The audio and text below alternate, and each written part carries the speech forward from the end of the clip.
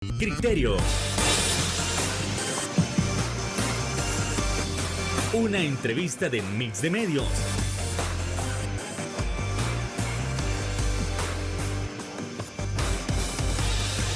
Que aborda frontalmente los problemas de El Salvador con los verdaderos protagonistas y plantea soluciones.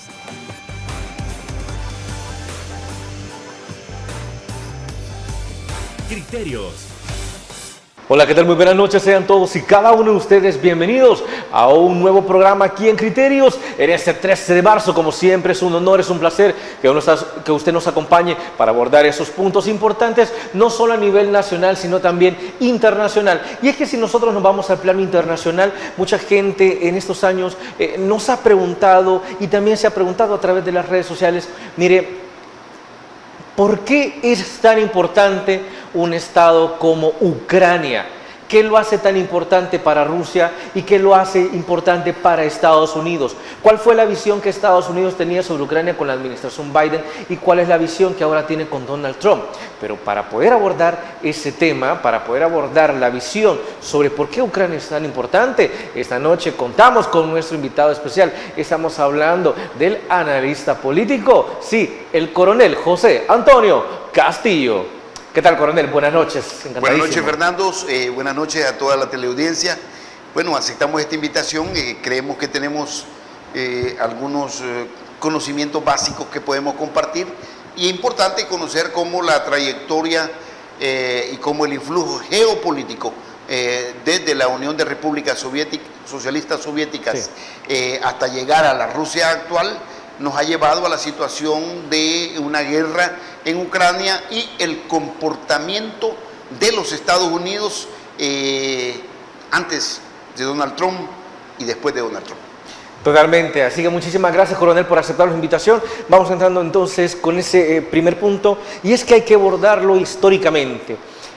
Nosotros podemos decir a través de las relaciones internacionales o a través de los principios que se conocen, como uno de ellos es el principio de soberanía, y nosotros diremos, bueno, pero si Ucrania es soberano como tal, ¿por qué Rusia tiene que invadirlo? ¿Qué se debe cada uno? Pero podemos comenzar históricamente qué tan conectados están para entender el interés que Rusia ha tenido en Ucrania. Por favor, coronel. Bueno, iniciaremos diciendo que Rusia es el país más grande del mundo. Sí. 17 millones de kilómetros. Es una extensión prácticamente que la convierten en una área pivote muy grande sobre la cual se han tejido teorías geopolíticas. Es importante que digamos que el surgimiento de lo que ahora es Rusia nace a partir de que cuando los vikingos comienzan a expedicionar un poco hacia el sur, buscar el área de Constantinopla, y así ellos comienzan y fundan una de las principales ciudades de lo que hoy es Rusia, que es Novgorod, y además conquistan dos ciudades importantes, una es Smolensk y la otra es Kiev. Es importante que analicemos Kiev, porque Kiev hoy en la actualidad es la capital de Ucrania, y en Kiev se encontraban asentados los pueblos rus. Sí. Los pueblos rus son los pueblos originales de Rusia. De hecho, de esos pueblos rus deriva la palabra Rusia, de los pueblos rus que estaban. Pero ya para 1547, Iván el Terrible se convierte en el primer zar. El primer zar de lo que era en ese momento la conformación que se estaba tejiendo de ese estado grande llamado Rusia. Y este periodo de los zares llega hasta la dinastía Romanov, y ahí podemos llegar hasta Nicolás II, que termina siendo asesinado cuando se da la revolución rusa, que es de 1917, en la cual prácticamente nosotros vemos ya el establecimiento de un Estado ya que comienza a ser cimentado, y cómo, de qué forma este Estado iba a entender la cosmovisión del mundo y de cómo buscaba también extenderse. Ahora, tanto los fenómenos geopolíticos de la Primera y Segunda Guerra Mundial dan una situación que nos permite analizar cómo Rusia comenzaba a expandirse más al oeste. estamos hablando al oeste, que es expandiéndose hacia Europa. Sí. Y ahí comenzamos a ver las penetraciones que habían a Bulgaria, a Checoslovaquia, a Polonia, el sometimiento de Yugoslavia, y así como se establece una cortina de hierro, que es la que viene a separar un mundo occidental del mundo que era prácticamente el controlado por el Pacto de Varsovia, y cómo en respuesta de ello, pues el mundo occidental tuvo que establecer una alianza que le llamó la Organización del Tratado del Atlántico Norte, la OTAN. Y esto deriva en que posteriormente, al finalizar la Segunda Guerra Mundial y luego que se dan los acuerdos de Bretton Woods, en donde Estados Unidos se erige como el gran ganador de la Segunda Guerra Mundial y decide: nosotros vamos a reconstruir Europa y lo vamos a hacer a través de el Plan Marshall. Entonces, si tenemos un Plan Marshall, claro, eso no podía pasar sin llegar a un acuerdo, que fueron los famosos acuerdos de Bretton Woods, donde se establecen prácticamente que Estados Unidos va a través del Plan Marshall a reconstruir Europa, pero que también va a cimentar dos bases sólidas donde se va a fortalecer Estados Unidos, que son el área económica, a través de dos estamentos que se convierten en el pilar de la economía de los Estados Unidos: el Banco Mundial y el Fondo Monetario Internacional. Y a partir de allí, Estados Unidos crece hasta llegar a convertirse en la potencia mundial que es en este momento. Ahora, también es para aclarar, coronel, pero por ejemplo, cuando se da el Plan Marshall, se entiende, bueno, se vende como una especie de solidaridad de Estados Unidos hacia los pueblos de Europa destruidos por la Segunda Guerra Mundial, pero geopolíticamente vemos que es una inversión para intentar detener el avance soviético hacia Europa del Oeste como tal. Es decir, en lugar de que de repente la Unión Soviética le dé plata para reconstruirse, prefiero yo dársela para que frenar el avance soviético en aquel entonces, según entiendo. Lo que sucede es de que una parte bien importante de ese acuerdo de Bretton Woods es que Estados Unidos establece que para reconstruir Europa él necesita que la moneda que se va a comercializar a nivel mundial sea el dólar. Y cuando quede el dólar como esa moneda mundial para todas las transacciones de divisas e intercambios internacionales, también se estableció el dólar para la venta de petróleo.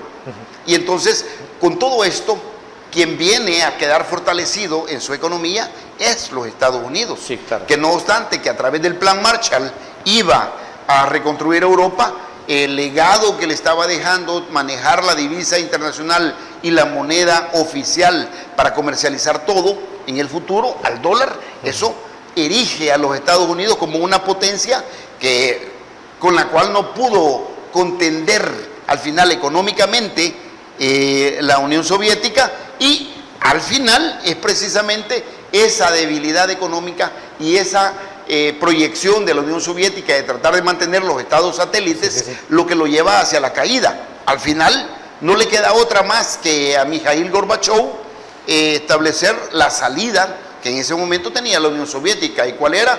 Establecer una perestroika y establecer la glasnost. Por una parte venía la reestructuración de la Unión Soviética y por la otra venía un cambio.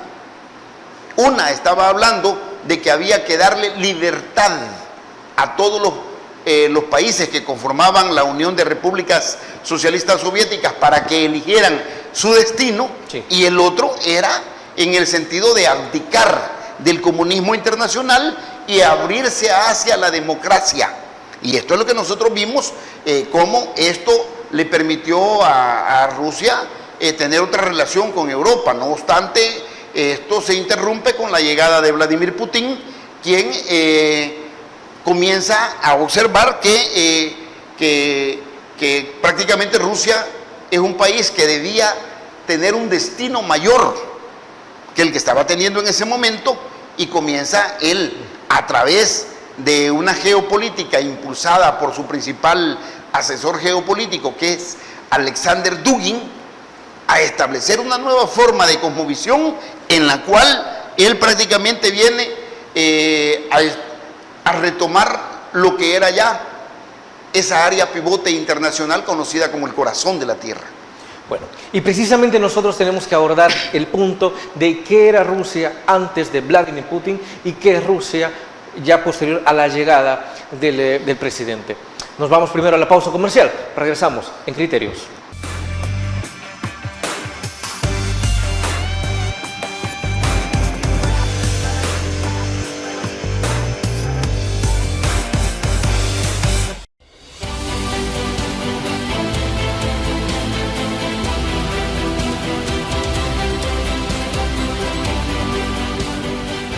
Nuestro compromiso, nuestra pasión, son algunas de las cosas que nos caracterizan como salvadoreños. Farmacia La Buena, la farmacia de todos.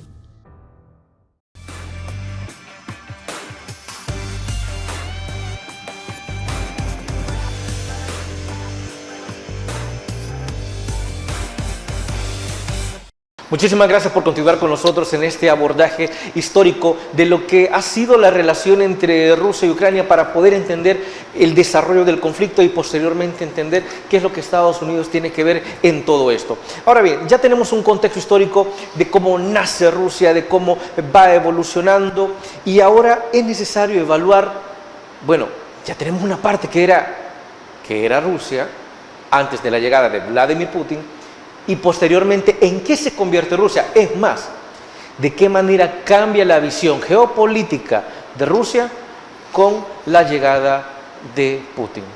Por favor, coronel. Bueno, es importante hablar de que con la llegada de Vladimir Putin se cierra un ciclo de presidentes que estaban buscando no tener problemas con Europa. Estaba Mikhail Gorbachev, Boris Yeltsin, y prácticamente con la llegada de Putin se establece también un nuevo posicionamiento geopolítico para Rusia.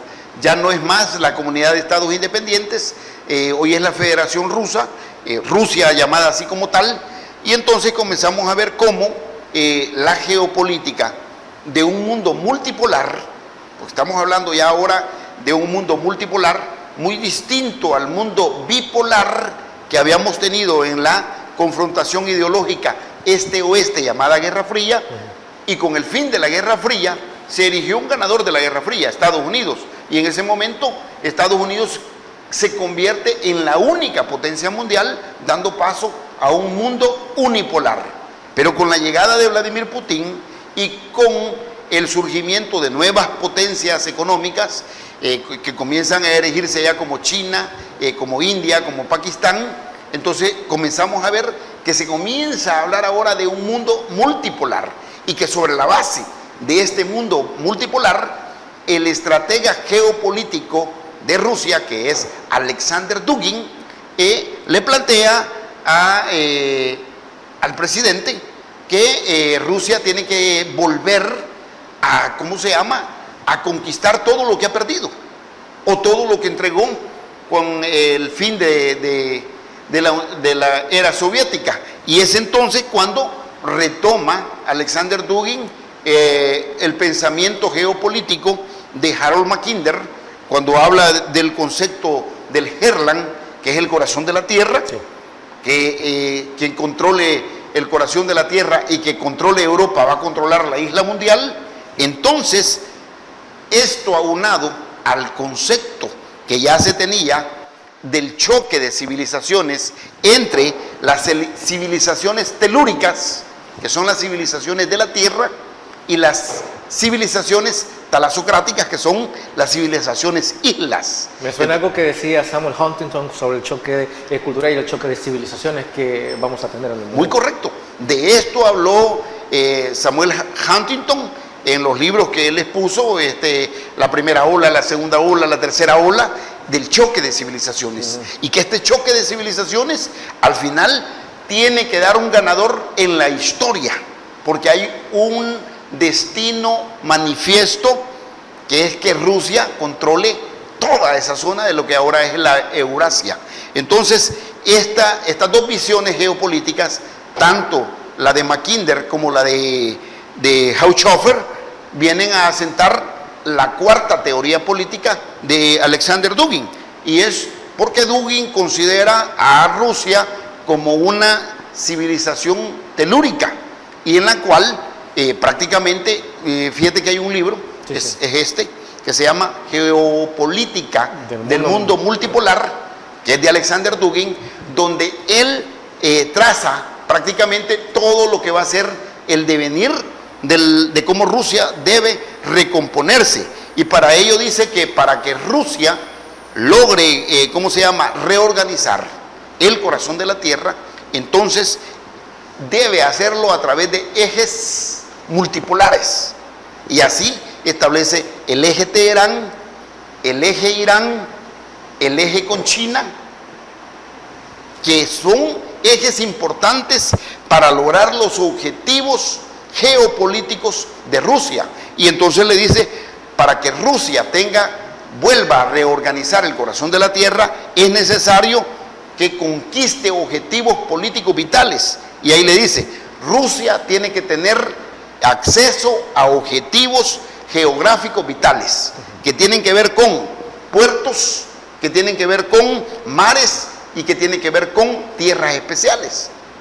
Por eso a nadie le extraña que Rusia posteriormente anexiona la península de Crimea, porque es la que da la salida al Mar Negro, donde se encuentran aguas más cálidas, que va a poder permitirle a la flota naval rusa desarrollar sus líneas de operaciones en contra de Occidente.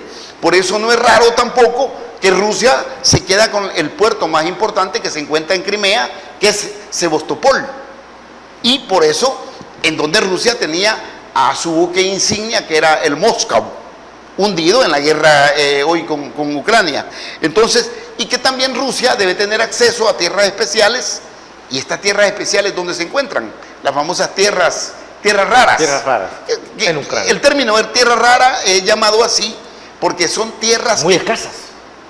Primero, que son muy escasas, y segundo, que fueron llamadas así porque estas tierras contienen prácticamente todos los elementos químicos de la tabla periódica. Entonces, estos objetivos que buscaba Rusia, entonces dice, nosotros lo que tenemos que hacer es, en la región del Donbass, que está al oeste de Ucrania, tomarnos estas tierras. Y una vez tomadas estas tierras, entonces nosotros, ¿cómo lo vamos a hacer? Migrando ciudadanos rusos para que vayan creando asentamientos, generar tensionamiento político con el Estado-nación que es Ucrania, para que después Rusia pueda invadir a ese Estado en una supuesta defensa de sus ciudadanos. Y así se establece lo que ahora son las regiones ocupadas por Rusia en la guerra de Ucrania, que son prácticamente Zaporilla, lo que es el Donbass, en donde está prácticamente de lo que estamos hablando. Entonces, también otro de los objetivos que buscaba era establecer que no hayan más bases militares de Estados Unidos en el este de Europa y prevenir la integración de la OTAN. O sea, vale decir, Rusia se da cuenta de que todos los países, algunos países que pertenecieron a la ex URSS, ahora estaban buscando, uno, económicamente adherirse a la Comunidad Económica Europea y militarmente adherirse a la OTAN. Desde luego, Rusia está dando cuenta que la frontera con la OTAN se le está acercando. Y si bien es cierto que con el fin de la Unión de Repúblicas Socialistas Soviéticas se pactó que la OTAN no se iba, o que Europa u Occidente no se iba a mover más al este, también es cierto de que algunos países dijeron el nivel de vida que estamos experimentando con ser parte de la Comunidad Europea es muchísimo mayor al que tuvimos. Un ejemplo, Polonia. Sí. Un ejemplo, Finlandia. Que Polonia era parte del este, ¿no? Era parte de allá. Sí. En un tiempo. Y entonces, comenzamos a ver cómo estos países como Letonia, Estonia, Lituania, Finlandia y Polonia se adhieren a la Comunidad Europea y también se adhieren a la Organización del Tratado del Atlántico Norte. Y entonces se establece como objetivo también integrar a Eurasia. Entonces, cuando vemos ya nosotros esto, los rusos dicen, no, es que la tenemos bien claro. Zbigniew Brzezinski, que es un asesor político de los Estados Unidos, que diseñó parte de la geopolítica también de Estados Unidos, dijo, dijo algo muy importante, es que sin Ucrania, Rusia no es suficiente, ni en espacio, ni en estrategia. Y entonces, conociendo esto, Rusia, a través de la geopolítica de Alexander Dugin, diseña entonces los objetivos de Rusia para Occidente, que cuáles eran: vencer a Estados Unidos en espacio europeo sin llegar a una confrontación directa, promover la gran Europa oriental, que es lo que está buscando Rusia en este momento, evitar que la OTAN avance más al este, y aquí vemos uno de los aspectos bien importantes que dejó establecido Alexander Dugin en la geopolítica para Rusia, y es que dice que Rusia debe integrar a Ucrania y a Bielorrusia. Al pie de la letra. Bueno, vámonos a la siguiente pausa comercial. Regresamos a Criterios.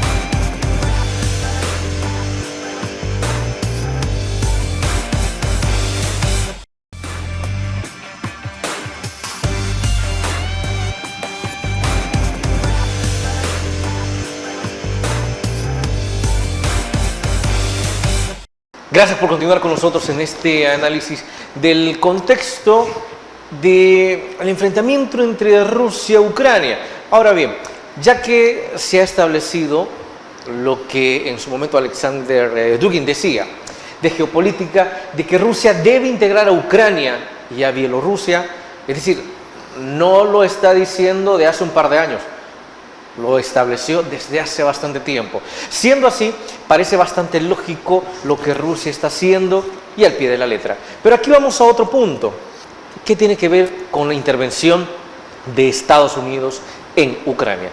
Y lo vamos a dividir en dos. El papel de Estados Unidos con Ucrania mientras gobernaba Joe Biden y el papel que ahora tomará cuando, o totalmente, ya en el poder Donald Trump. ¿Cómo se comporta Estados Unidos en el inicio de este conflicto cuando estaba Joe Biden? Bueno, inicialmente Estados Unidos se da cuenta de que la correlación con Rusia ha cambiado y que esto se puede observar a través de que cuál es el comportamiento que está mostrando Rusia. Sí.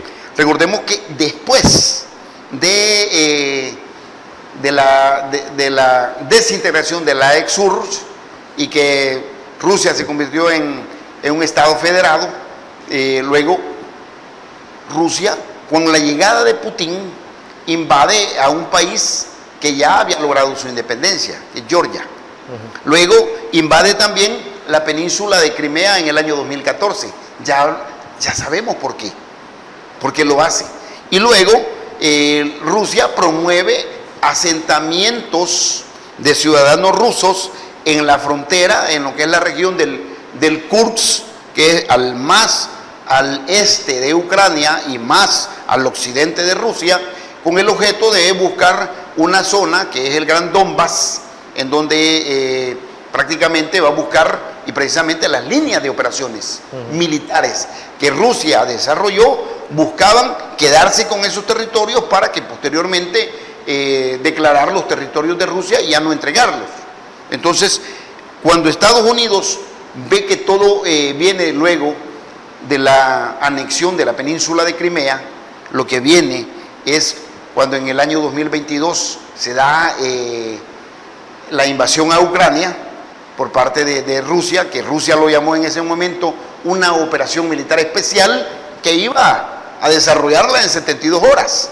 Es decir, era una operación relámpago inicialmente. Como prácticamente habían venido siendo las intervenciones que habían tenido, sí, tanto en Georgia como en la región de la península de Crimea. Entonces, ¿con qué es que prácticamente se viene a topar Rusia? Se viene a topar con que en un momento determinado Estados Unidos busca casi dejar sin protección a Ucrania. Cuando Joe Biden le dice al presidente de Ucrania, a Volodymyr Zelensky, que le ha mandado un avión para que él y su familia abandone el país.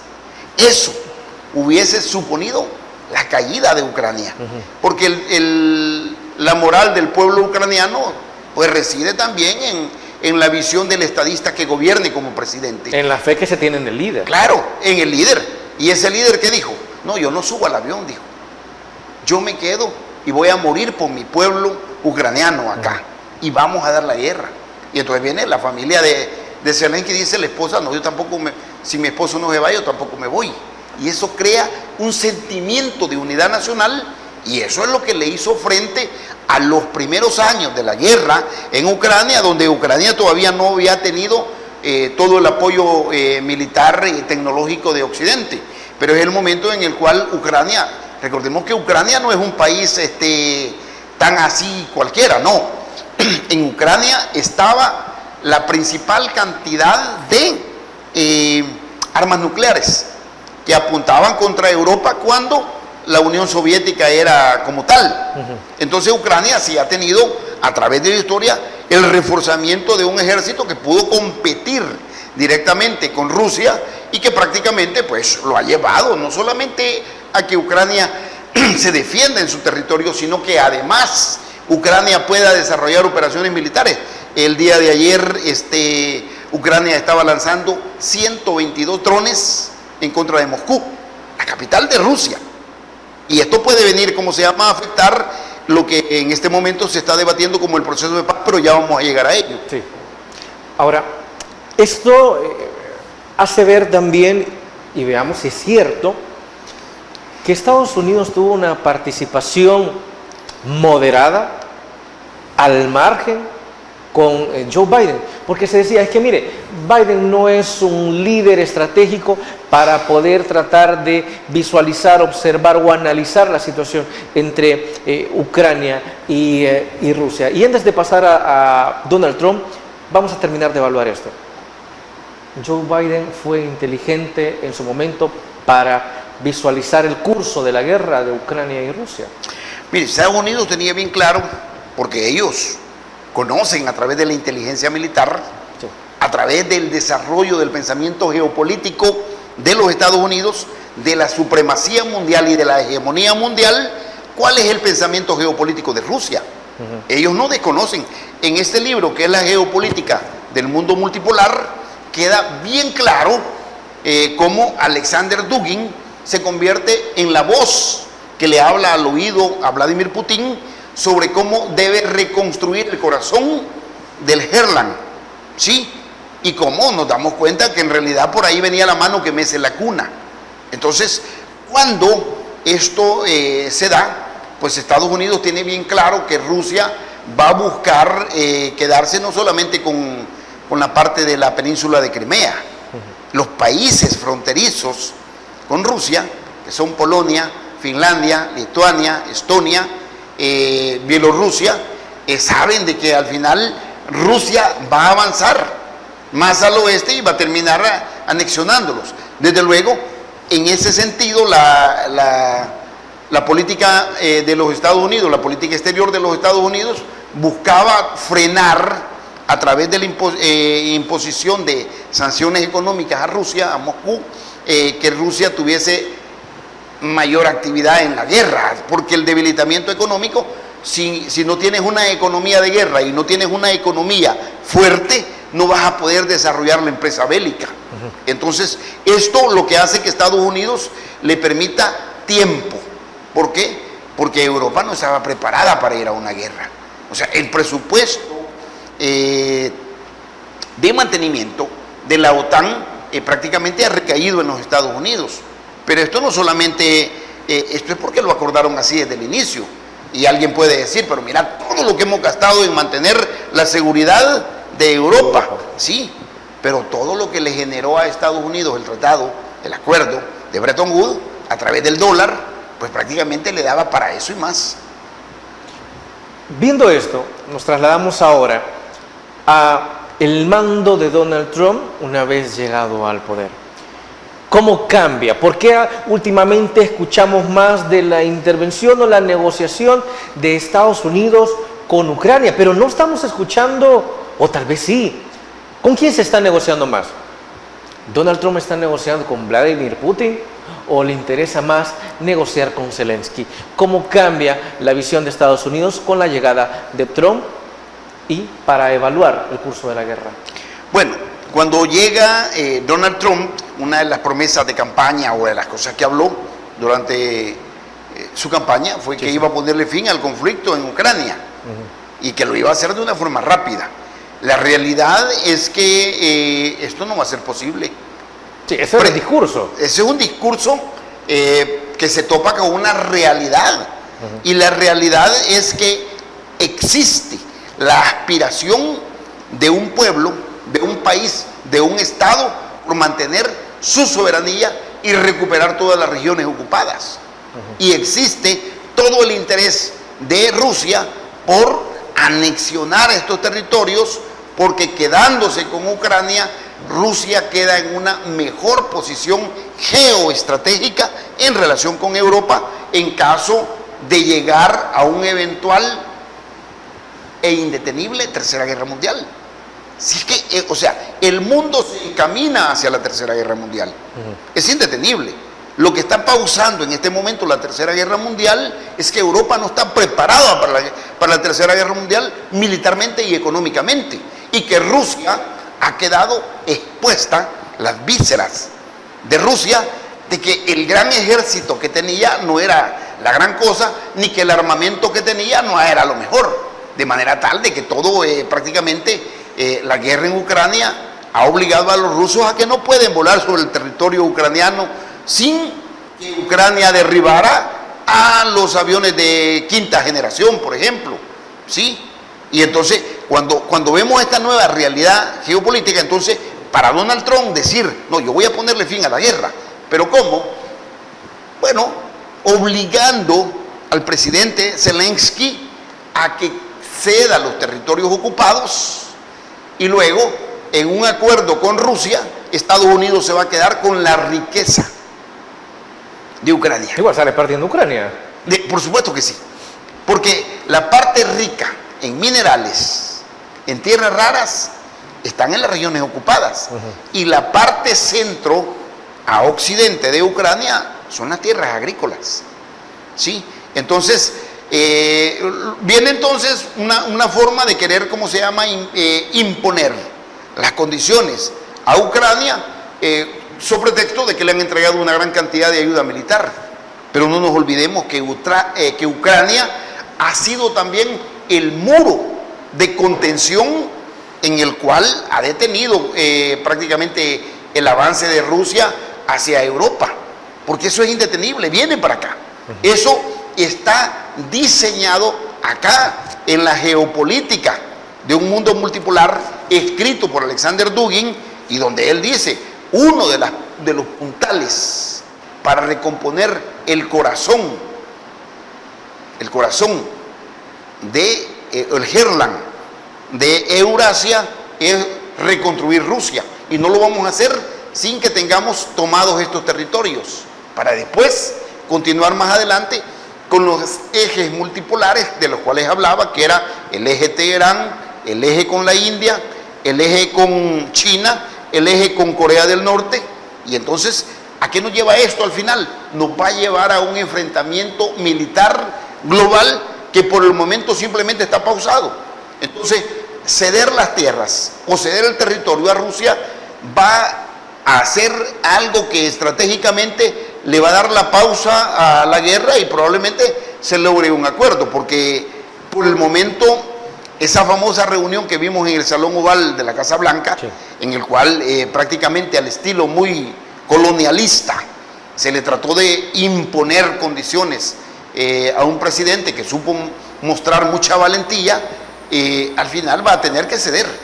¿Por qué? Porque en un momento determinado la guerra no puede continuar por el momento, ¿sí? Y entonces yo creo que se están dando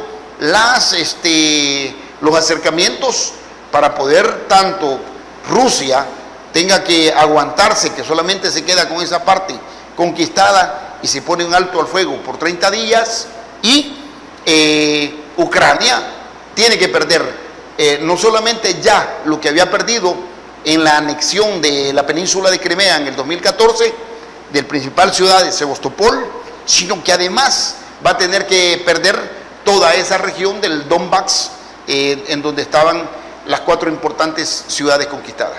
Y esto nos lleva a la pregunta, si Ucrania realmente será el gran perdedor, se meta quien se meta. Bueno, pero eso hay que contestarlo tras la pausa comercial.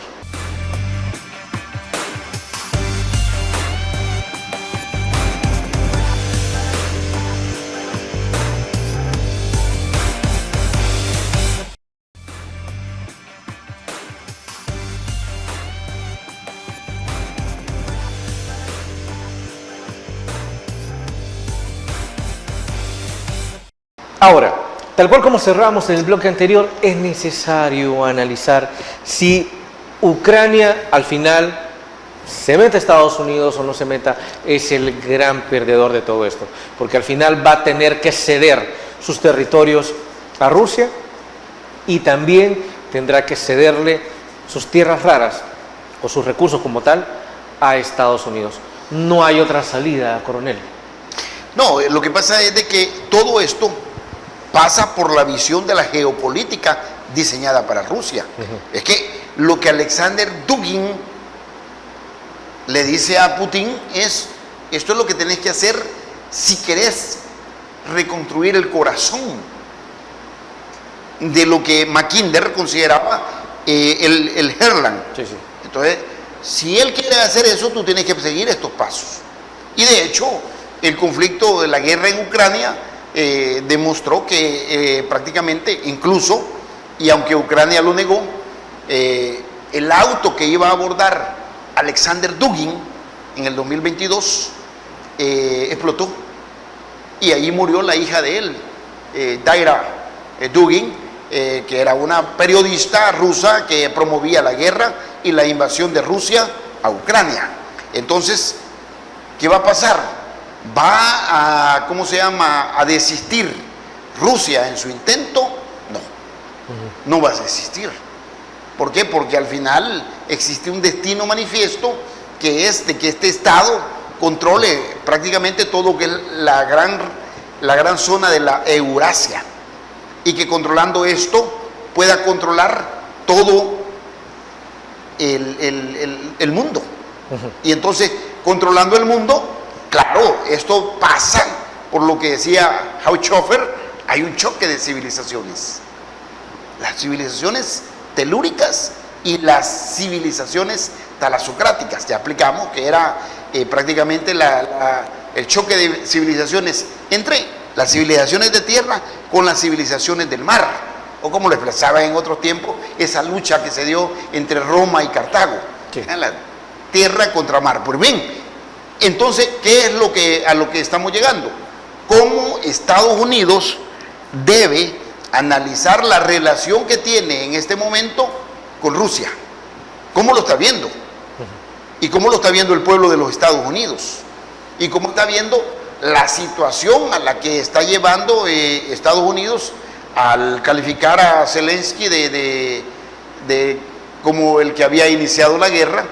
Y entonces, todo esto pone al tablero geopolítico en una situación de una inestabilidad mundial que ya comienza a pasar factura en las finanzas económicas de los Estados Unidos.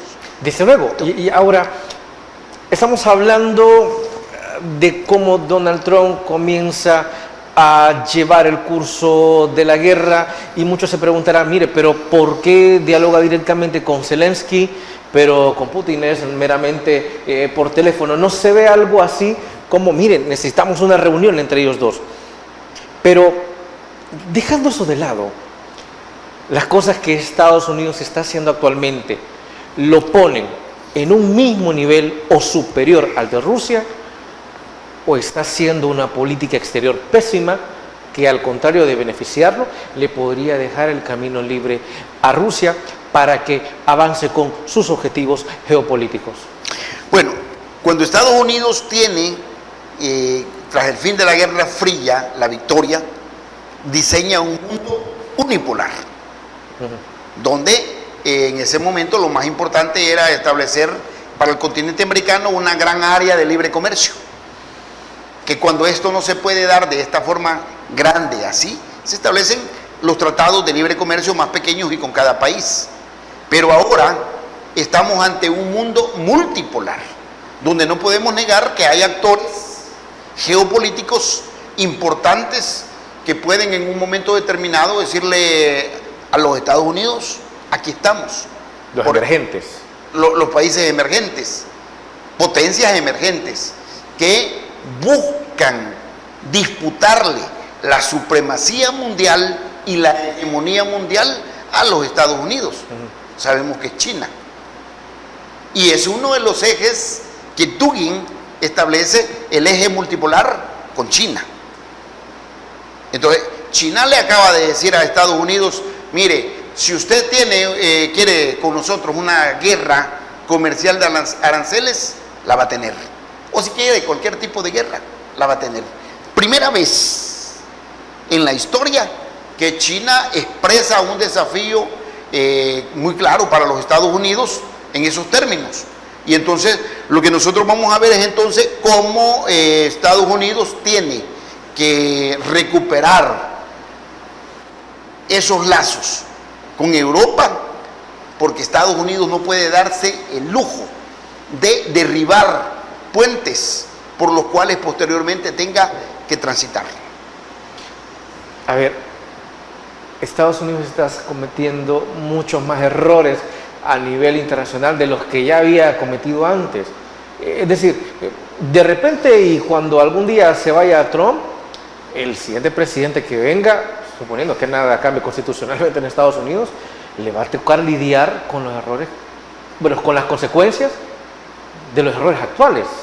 Eso estamos viendo. Sí, yo creo de que en un momento determinado Donald Trump debe darse cuenta de que generar un choque comercial con los países amigos le va a traer costos políticos a los Estados Unidos y costos económicos fundamentalmente.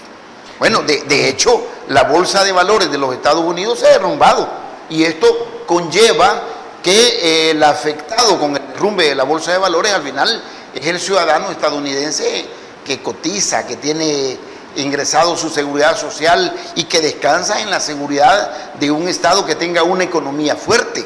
Pero cuando Estados Unidos entra en un choque, en una guerra comercial en la cual le impone aranceles a sus países aliados, al final lo que está logrando es un aislamiento político que en el futuro va a ser aprovechado ¿por quién? Por Rusia y por China. Por China. Porque al final si México pierde las empresas o trasladan las empresas hacia los Estados Unidos, México le puede decir en un momento determinado, China, aquí hay un espacio para que vengas a poner plantas de producción de vehículos. Canadá puede hacer lo mismo. Y este enfrentamiento de guerra de aranceles ya tuvo dos impactos en los Estados Unidos. Uno, económico, que es el derrumbe de la bolsa de valores, y el otro político. La encuesta de las últimas 72 horas hecha en Estados Unidos dice que el 56% de los ciudadanos de Estados Unidos están en desacuerdo de cómo el presidente lleva la política económica. Bien, ahora nos vamos a trasladar a la última pausa y al regresar, como último punto, hay que analizar esa parte precisamente. Estados Unidos más bien está labrando la tierra para que China o Rusia las puedan aprovechar en el futuro. Bueno, primero, una pausa comercial.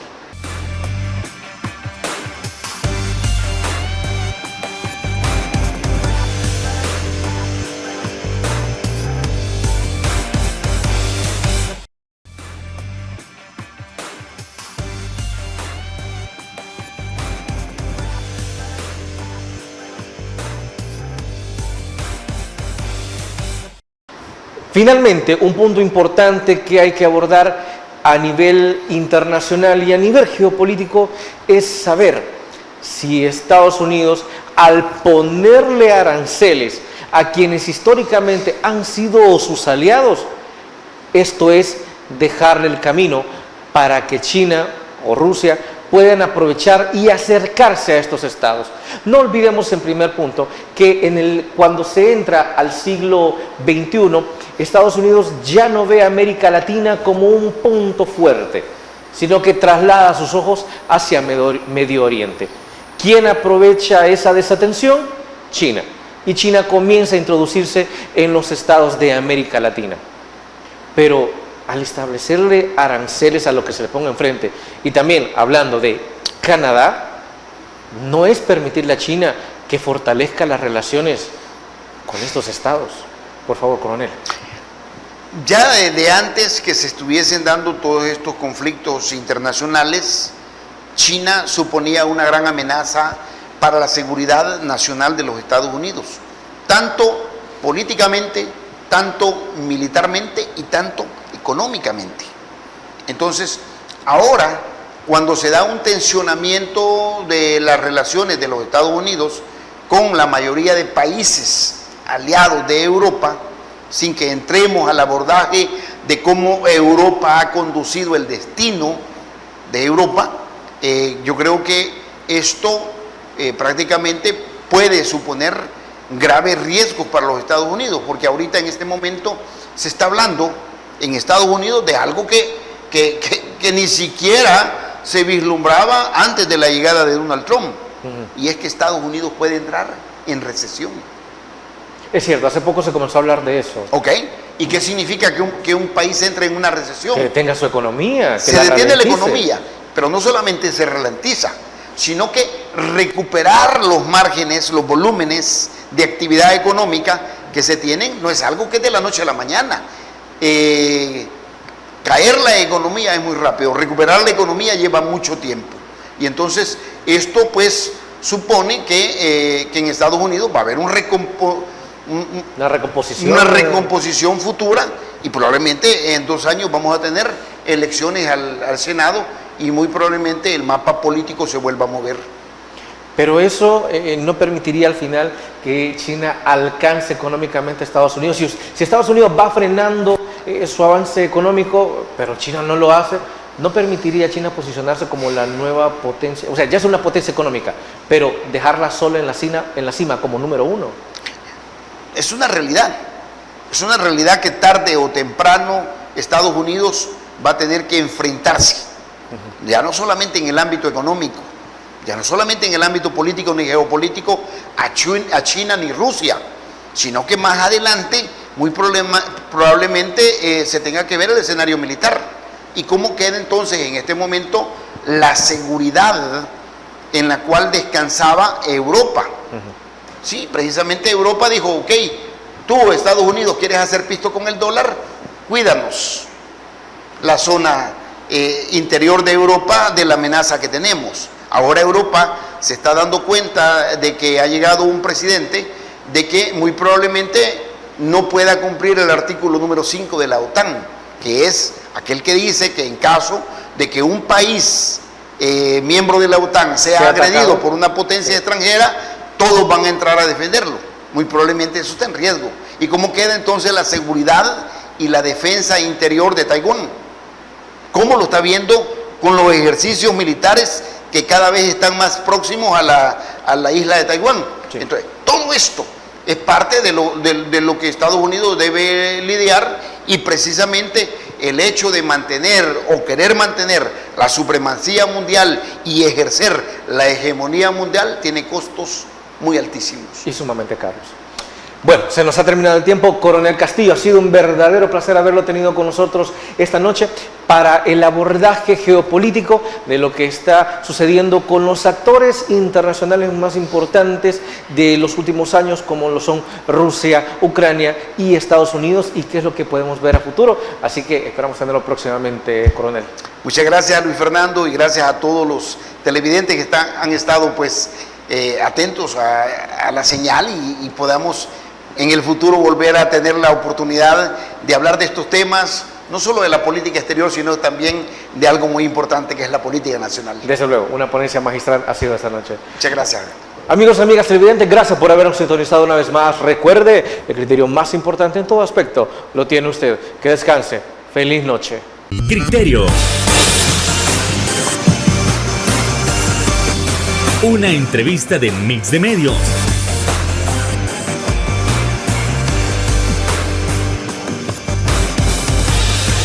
Que aborda frontalmente los problemas de El Salvador con los verdaderos protagonistas y plantea soluciones.